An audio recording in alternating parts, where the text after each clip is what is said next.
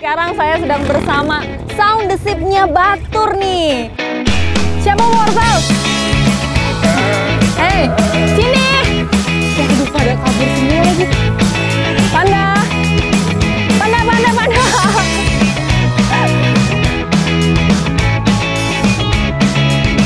Sebenarnya lobster ini bukan hewan endemik yang ada di sini. Tapi pada tahun 2000-an katanya ada yang bawa, lalu berkembang biak, menyebarlah akhirnya di sini.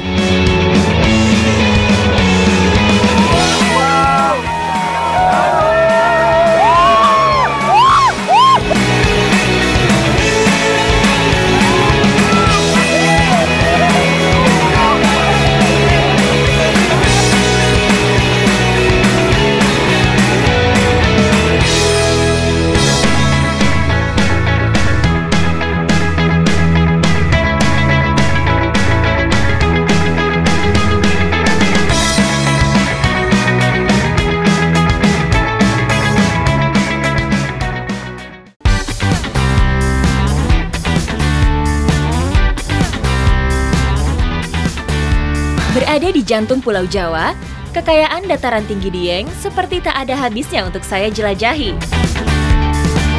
Sekarang saya sedang bersama Sound the Ship-nya Batur nih. Jadi domba-domba ini emang lucu-lucu sekali dan dia mau dibawa ke tempat gembala nanti yang ada di sana.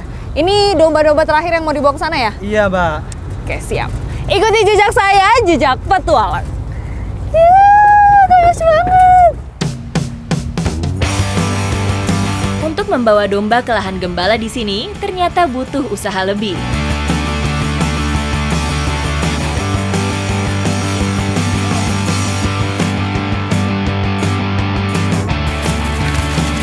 Domba Batur sendiri sudah ditetapkan sebagai kekayaan plasma nutfah asli Batur, Banjarnegara sejak tahun 2011.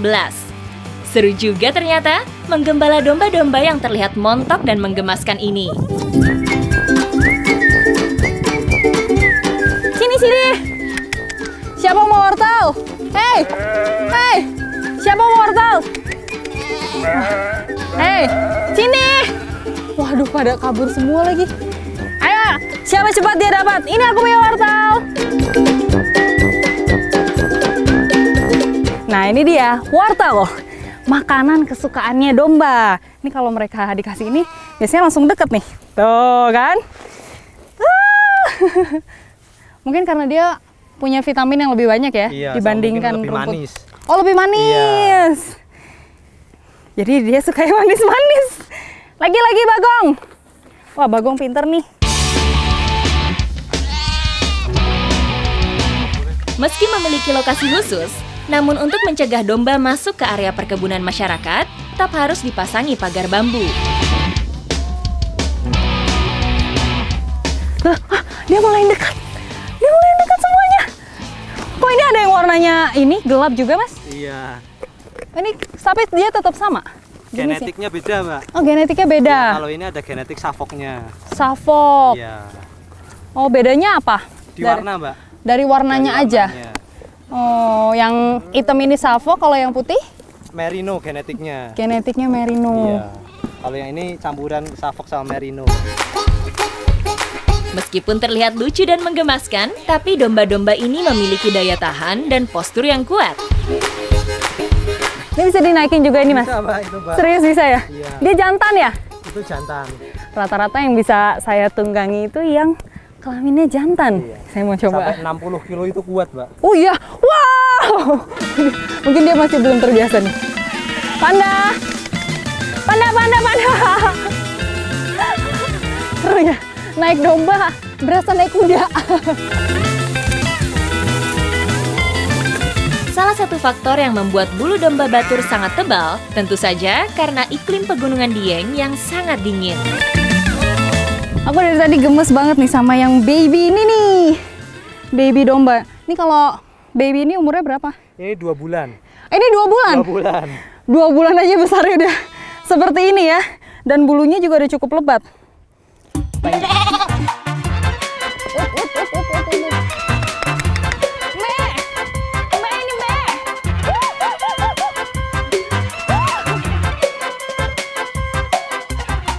Wow, bulunya udah tebel banget ini dia, Mas. Iya. Karena sudah 6 bulan lebih, ini bagong bulunya harus kita cukur dulu. Supaya dia kondisi kulitnya nanti lebih sehat. Pertumbuhannya lebih bagus juga. Pertumbuhannya lebih bagus. Karena ini, apa namanya, kalau udah tumbuh panjang dan gimbal seperti ini, banyak kotoran-kotoran yang masuk. Tapi saya lihat-lihat ini nggak ada ini ya, Mas? Nggak ada kutu gitu hewannya. Wah, keren banget. Dan dia sama sekali tidak mengeluarkan aroma bau loh.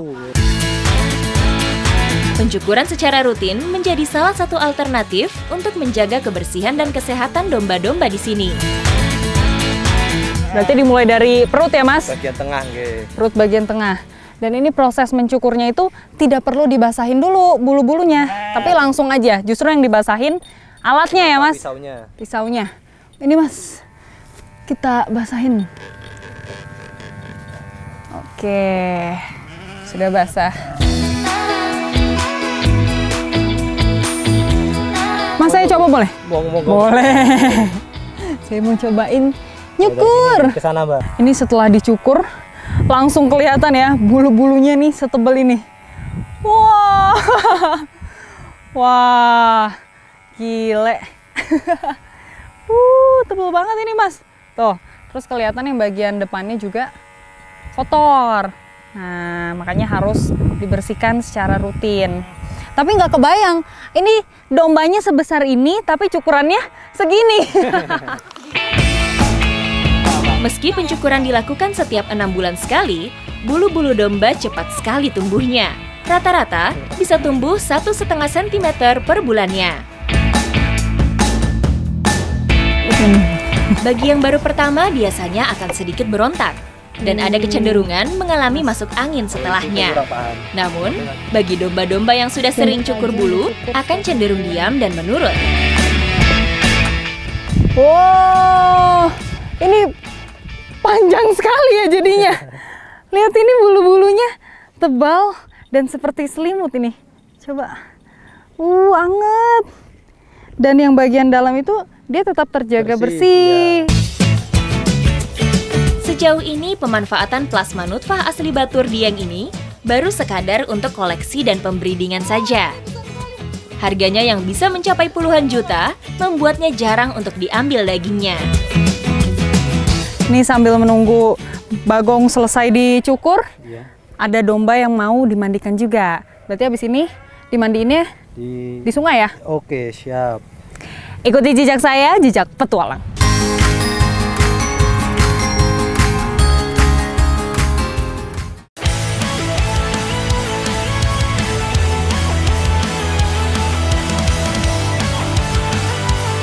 Berbeda dengan domba atau kambing pada umumnya yang takut air, domba Batur justru tak mengenal rasa takut terhadap dinginnya air. Ini langsung kelihatan banget, sekali disiram air terus diperes, kotorannya langsung keluar. Jadi memang benar harus rajin-rajin dimandikan. Oke, sabunan dulu. Jangan dimakan ya. Ini langsung, wow. Setelah disikat dan dikasih sabun, langsung kelihatan loh warna bulu aslinya. Kotorannya semua rontok. Dan biasanya yang dimandiin itu domba-domba yang habis dicukur setelah sebulan atau 2 bulan. Karena kalau yang baru dicukur, langsung dimandiin biasanya mereka kedinginan. Seminggu sekali, domba-domba dimandikan untuk menghilangkan debu-debu atau kotoran yang terselip di dalam tebalnya bulu. Memandikan domba ini nggak cukup dengan 1 orang, harus 2 atau 3 orang nih, bahkan lebih 4 orang. Karena badannya itu besar dan dia kadang suka berontak. Nih, jadi harus dipegangin.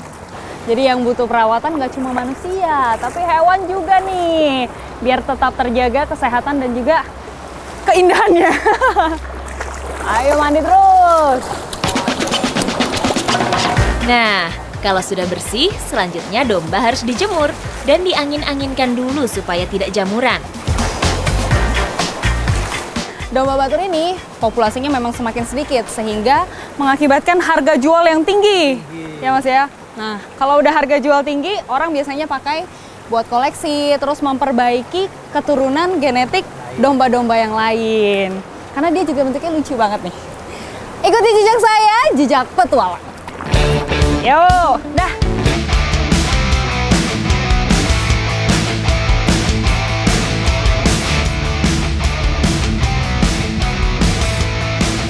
Saat ini saya sedang berada di Rawapening, ingin mencari biota air tawar yang di sini isinya banyak sekali. Ikuti jejak saya, jejak petualang. Selain menawarkan keindahan panoramanya, rawa seluas lebih dari 2000 hektar ini juga menjadi habitat bagi beberapa biota air untuk bisa diambil dan dimanfaatkan oleh warga di sekitarnya. Halo Pak. Wah, udah dapat banyak belum? Bapak dapat apa itu? Nah, coba lihat. Ada nggak isinya? Ada. Ada? Ada. Oh iya. Lobster air tawar di Rawapening justru lebih mudah didapatkan ketika kondisi banjir seperti ini. Krustasea satu ini akan banyak tersebar di area perairan dangkal. Hidup di kedalaman air antara 2-5 meter, lobster air tawar menjadi salah satu buruan utama warga saat musim penghujan. Oh, isinya ini udah banyak sekali. Ini udah disimpan dari semalam ya, Pak? Makanya nggak heran kalau banyak. Ini saya mau ambil dulu nih. Salah satu. 3. Nah, ini dia. Lobster air tawar. Tuh. Tapi memang besarnya tidak sebesar lobster air laut. Bubu menjadi satu-satunya alat tangkap yang bisa menjebak udang yang aktif bergerak di malam hari ini. Jadi, bubu memang harus ditinggal minimal sehari semalam untuk bisa melihat hasilnya. Sebenarnya lobster ini bukan hewan endemik yang ada di sini. Tapi pada tahun 2000-an katanya ada yang bawa, lalu berkembang biak, menyebarlah akhirnya di sini. Yang kedua mau saya ambil dulu. Nah, kita lihat apakah ada isinya.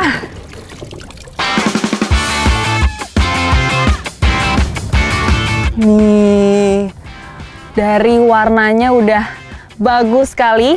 Ada warna-warni Pak, ada warna pink, hijau, biru ya Pak ya. Dan bedanya kalau sama lobster air laut itu, ini ada capitnya seperti kepiting. Nih, jadi megangnya harus hati-hati di bagian punggungnya di sini. Karena bahkan kalau misalnya kita megang bagian belakangnya, dia bisa nyapit ke arah belakang. Meskipun tidak bisa diprediksi secara pasti soal hasil tangkapan, tapi hasil yang kami dapat hari ini cukup membuktikan betapa melimpahnya hasil perairan Rawapening. Banyak juga ini Pak hasilnya. Ya udah kalau gitu mending kita taruh bubu-bubu yang lain yuk Pak. Sebelah sana kali ya? Oke, ayo kalau gitu. Untuk bisa menarik lobster masuk ke dalam bubu, perlu umpan yang memiliki aroma amis cukup kuat dan bisa bertahan lama. Satu lagi saya pasang di situ ya Pak. Ya nyangkut Pak ini jaringnya. Ya nyangkut juga di sepatu. Ah, sini aman Pak. Oke. Semakin banyak bubu terpasang, semakin besar pula peluang untuk mendapat hasil yang melimpah. Nah, bubunya sudah terpasang semua. Habis ini saya kayaknya pengen makan lobsternya ini. Pak, boleh nggak saya minta Pak? Boleh. Boleh ya? Ya, boleh. Ih, asik. Pak, saya ambil yang ini ya Pak. Yang mana? Yang besar ini loh Pak. Ya, ambil. Nah, abis ini mau saya bakar. Ya. Minta ya Pak? Ya. Ikuti jejak saya, jejak petualang. Nih, saya taruh sini Pak. Ya, ambil lagi. Ambil lagi. Ah.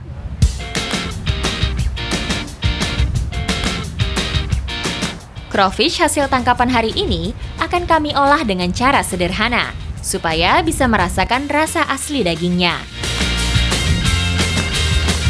Di tengah-tengah rawa, lobster cuma bermodalkan garam, mau langsung saya bakar.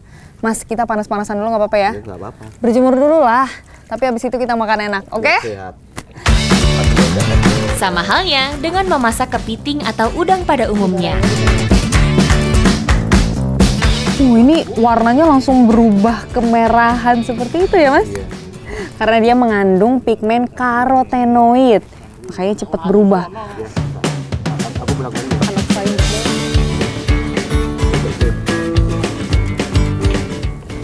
Nah, ini kelihatan udah mateng semuanya.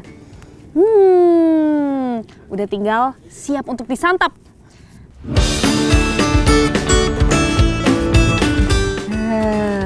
Gimana nih Mas, cara santapan pertamanya nih? Nah, ini pegang tangannya.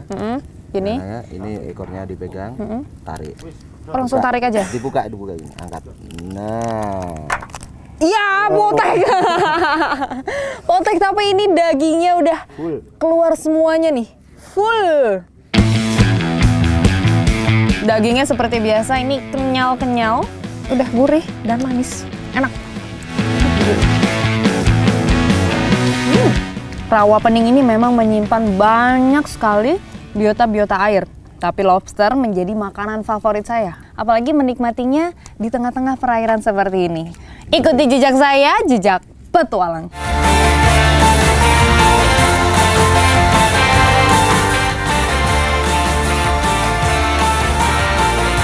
Petualangan saya di jantung Pulau Jawa masih berlanjut.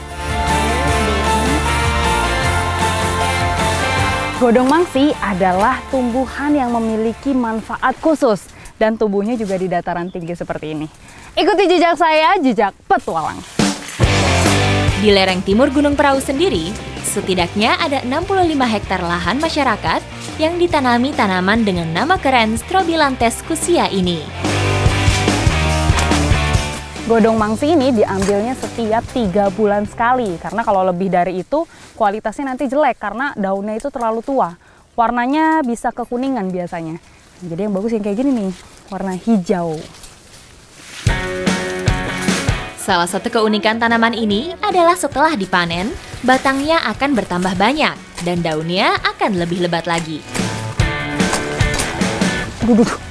Godong mangsi ini hanya bisa tumbuh di ketinggian minimal 1000 mdpl.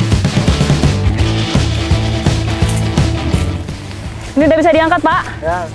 Oke. Berat juga. Jadi daun-daun ini mau dikumpulkan, lalu nanti dibawa ke tempat pengolahan. Ayo, Pak. Sebelah sana ya?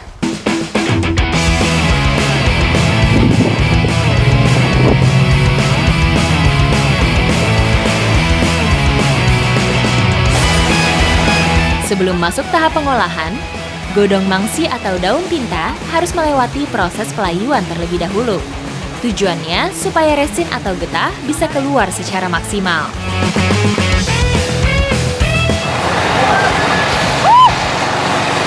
Ini daunnya harus kita dorong agak ke dalam supaya tidak nyangkut-nyangkut.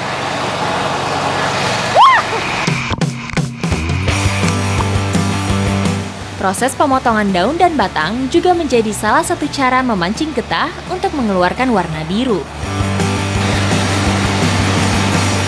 Ini daunnya sudah terpotong-potong dan mulai kelihatan ini biru-birunya ya, Pak? Iya, birunya udah mau keluar nih. Birunya udah mulai kelihatan nih dari di sini. Habis ini mau dibawa ke kolam fermentasi.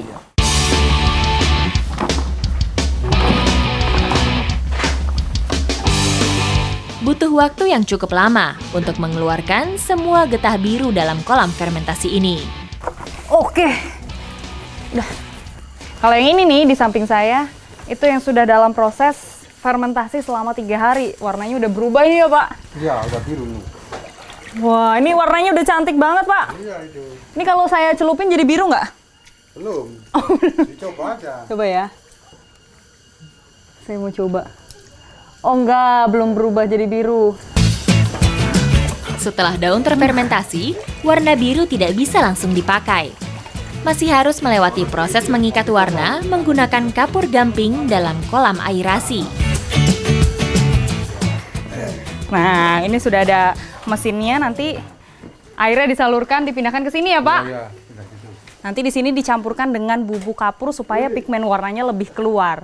Tapi kayaknya ini prosesnya sedikit lama. Saya mau lihat di situ ada yang sudah jadi.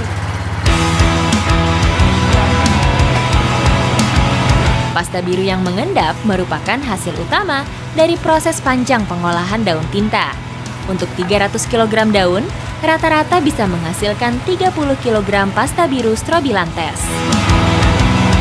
Nah, ini nih yang sudah siap untuk menjadi pewarna pakaian. Warnanya juga sudah pekat dan teksturnya tuh lembut seperti cat. Habis ini saya mau ke lokasi di mana pakaian-pakaian dicampurkan dengan pewarna ini.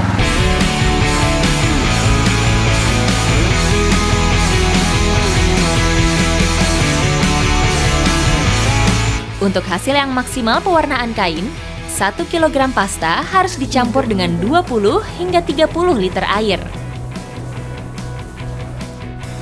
Lucu ya ini, Mas? Iya, Udah kan- ada ini corak-corak kan nih. Malam ini nanti yang jadi motif kita.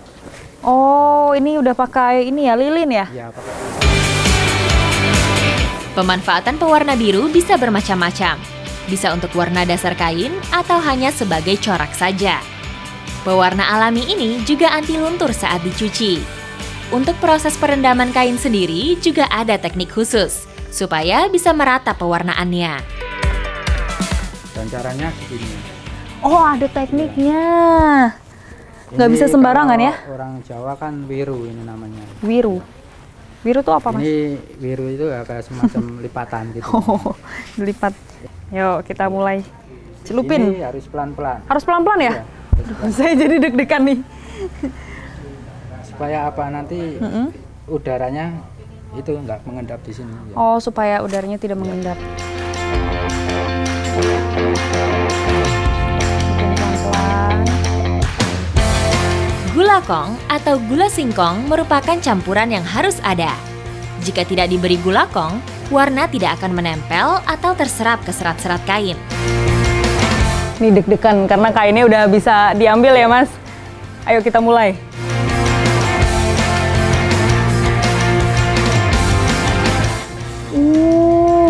Ini pertama kali warnanya hijau. Iya ya, warnanya hijau ya ternyata. Nanti kalau sudah oksidasi, dia akan berubah menjadi biru. Oh gitu.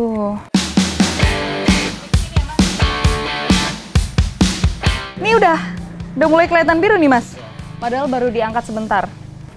Ternyata untuk bikin warna biru muda itu lebih sulit daripada biru tua.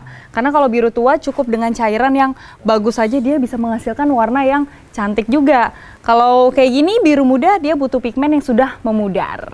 Makanya sulit mendapatkannya. Ikuti jejak saya, jejak petualang.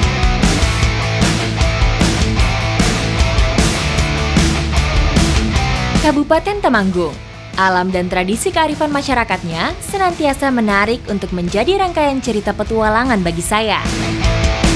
Salah satunya yang akan saya ikuti di daerah Kedu ini. Memet merupakan tradisi mencari ikan dengan posisi air yang surut. Nah, ini sekarang ikan-ikannya sudah mulai dipersiapkan, tinggal disebar. Nanti yang lainnya berlomba-lomba ngambil siapa yang paling banyak.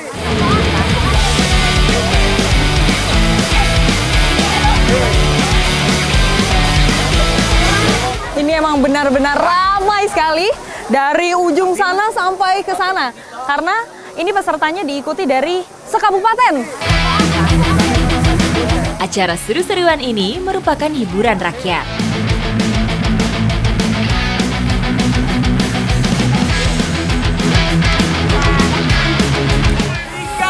Tiga.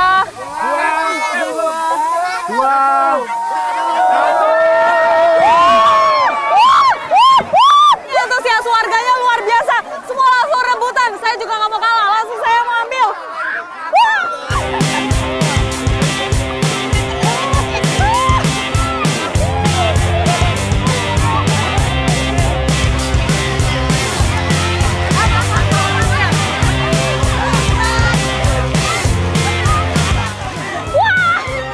Emang luar biasa.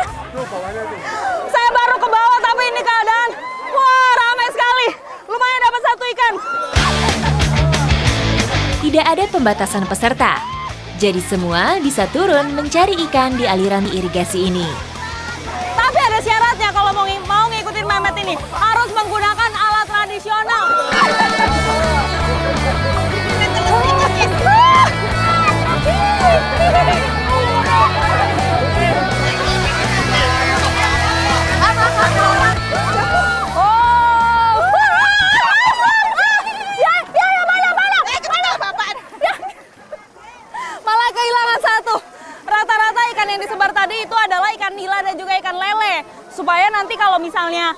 ikan yang benar-benar lepas, itu ya udah dibiarin aja lepas, biar bisa hidup di sungai. Ada lebih dari 1.000 ekor yang sengaja dilepaskan di aliran sungai yang sudah dibendung ini. Meskipun jumlahnya banyak, namun untuk mendapatkannya bukan perkara gampang. Setiap peserta harus bersaing dengan ratusan peserta lainnya, termasuk saya sendiri.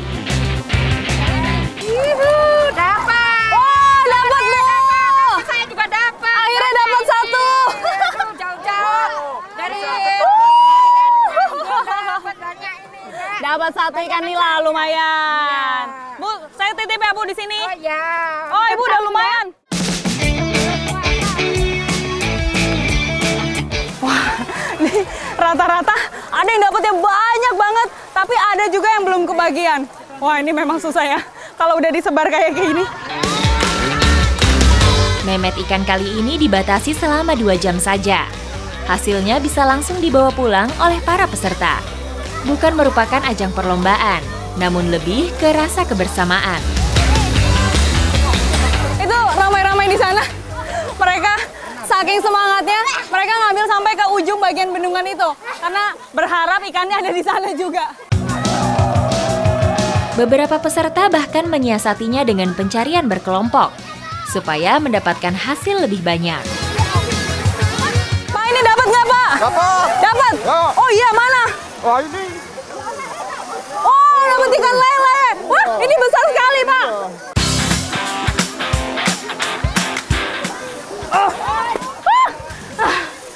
Nah, biasanya masyarakat yang mendapatkan ikan-ikan yang tadi sudah disebar, itu dimasak secara pribadi. Abis ini saya juga mau nyobain hasil tangkapan saya. Ikuti jejak saya, jejak petualang.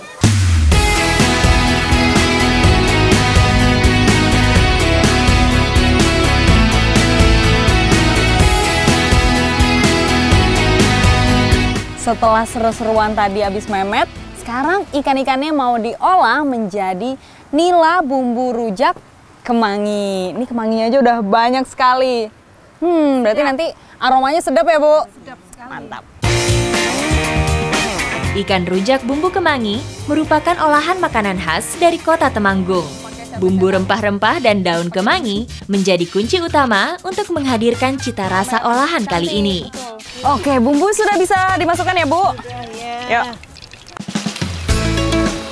Biarkan bumbu meresap dengan sendirinya ke dalam daging ikan. Dalam memasak ikan segar seperti ini, tidak boleh sering-sering diaduk untuk menjaga daging ikan biar tetap utuh.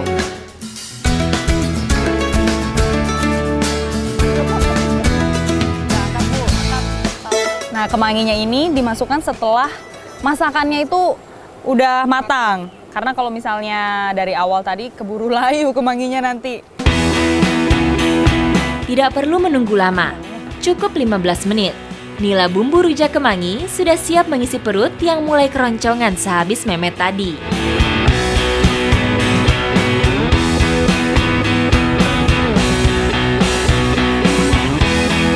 Ayo Bu, dimakan. Nih hasil tangkapan dan juga masakan kita. Gurih pedas menjadi cita rasa identik kuliner khas Temanggung ini. Namun semua sesuai selera masing-masing. Enak banget ini. Tadi masih keasinan, kalau sekarang bumbunya udah pas banget meresap.